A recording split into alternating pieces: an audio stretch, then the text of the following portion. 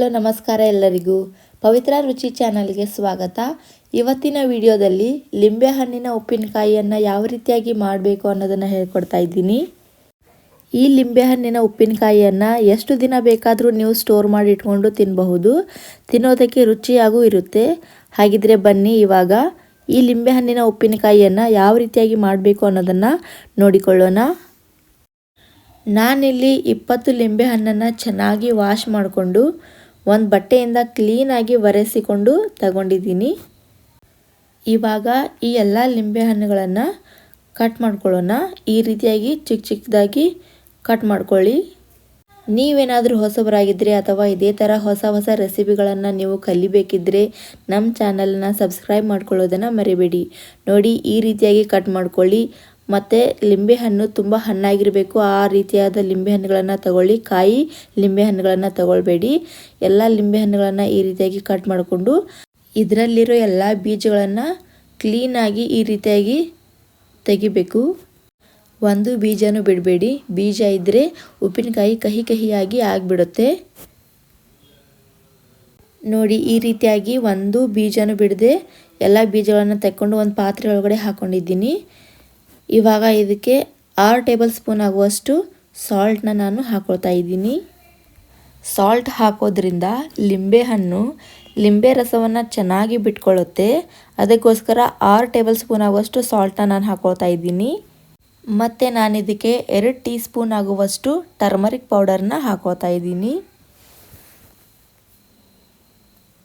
ಈಗ ಇದನ್ನು ಚೆನ್ನಾಗಿ ಈ ರೀತಿಯಾಗಿ ಮಿಕ್ಸ್ ಮಾಡ್ಕೊಳ್ಳೋಣ.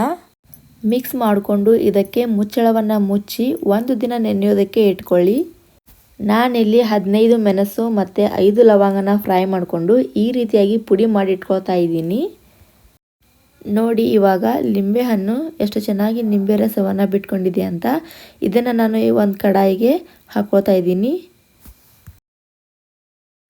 ಇವಾಗ ನಾನು ಇದನ್ನು ಸ್ಟವ್ ಮೇಲೆ ಇಟ್ಕೊಳ್ತಾ ಇದ್ದೀನಿ.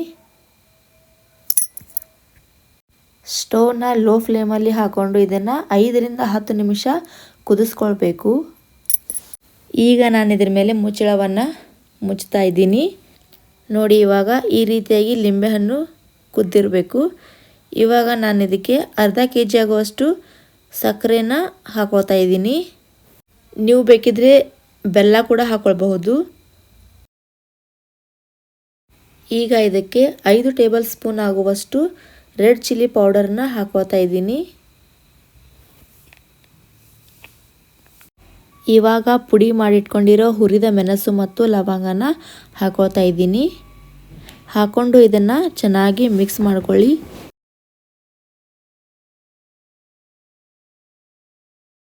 ಮಿಕ್ಸ್ ಮಾಡಿಕೊಂಡು ಇವಾಗ ಸ್ಟವ್ನ ಆಫ್ ಮಾಡ್ಕೊಳ್ಳಿ. ಆಫ್ ಮಾಡಿಕೊಂಡು ಇದನ್ನು ಆರೋದಕ್ಕೆ ಬಿಟ್ಕೊಂಬಿಡಿ.